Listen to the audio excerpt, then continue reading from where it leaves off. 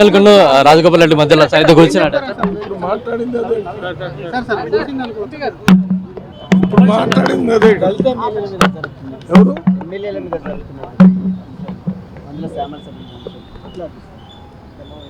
ఇప్పుడు మీటింగ్లో కూర్చున్నదే దళిత ఎమ్మెల్యేలు 11 మంది వాళ్ళు, 3 ఎంపీలు, 1 ఎమ్మెల్సీ అందరం కూర్చున్నాం. సమస్యలు పరిష్కారం చేయడానికి ఎమ్మెల్యేలు, ఎంపీలు ప్రయత్నం చేస్తున్నా అక్కడక్కడ అధికారుల యొక్క సహకారం లేదు.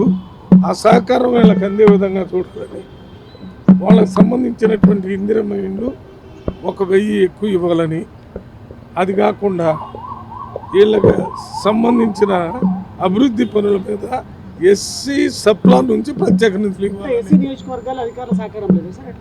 వాళ్ళకి కావలసినంత సహకారం దొరకటం లేదు. పూర్తిగా సహకారం అందే విధంగా చేయాలని చెప్పాం. అది చేపించే ఏర్పాటు చేస్తున్నాం. నిన్న ఏదో విషయం మన మందుల సామెలు గారు టీవీలో మాట్లాడారు, మేము కూడా విన్నాము. దాని మీద మేము అందరం మాట్లాడాము. ఉప ముఖ్యమంత్రి గారు కూడా మాట్లాడి, సామెల్ గారు మీకు ఏమైనా ఇబ్బంది ఉంటే టీవీలో కానీ పేపర్లో కాకుండా డైరెక్ట్గా మీరు సీఎం దగ్గర రండి, లేకపోతే నా దగ్గరికి రండి, మాట్లాడి ఎవరైనా ఇబ్బంది కలిగిస్తే వాటి మీద మాట్లాడతాం. ఇక నుంచి మీరు దీని మీద ఏం మాట్లాడకుండా ఉండండి భవిష్యత్తులో అని చెప్పారు.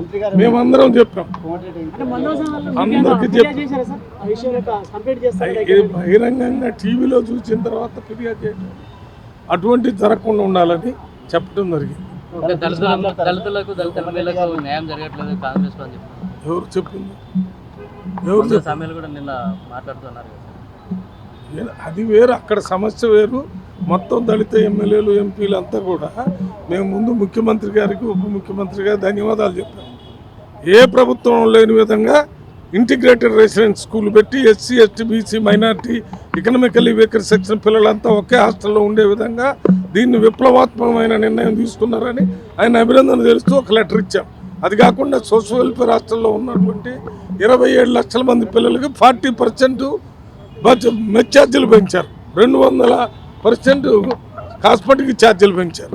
ఇవి కాకుండా హైదరాబాద్ మన తెలంగాణ పబ్లిక్ స్కూల్ పెడుతున్నారు. వీటన్నిటి వల్ల ఎక్కువ లాభం పొందేది ఎస్సీలే. మీరు ఇందిరమ్మ ఇళ్లలో గుడిసెలు ఉన్న అందరికీ ఇండ్లు ఇవ్వాలనే ప్లాన్ పెడితే ఎవరికి ఎక్కువ ఉంటాయి?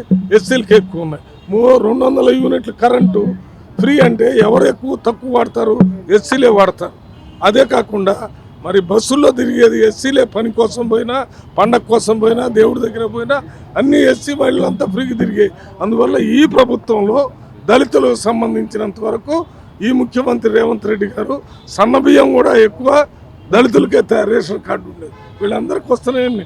అవి చెప్తూ మరి మాకున్నటువంటి అభివృద్ధి కార్యక్రమాలకి ఎస్సీ సప్లాన్ నిధులు ఎక్కువగా పంపించి, ఆ ఇందిరమ్మ ఇళ్ళు కొన్ని ఎక్కువ ఇచ్చి, అక్కడున్న అధికారులకు వీళ్ళ కోసం ప్రత్యేకంగా కొద్దిగా ఎంకరేజ్ చేయాలని చెప్పి అవన్నీ చేస్తానని చెప్పారు.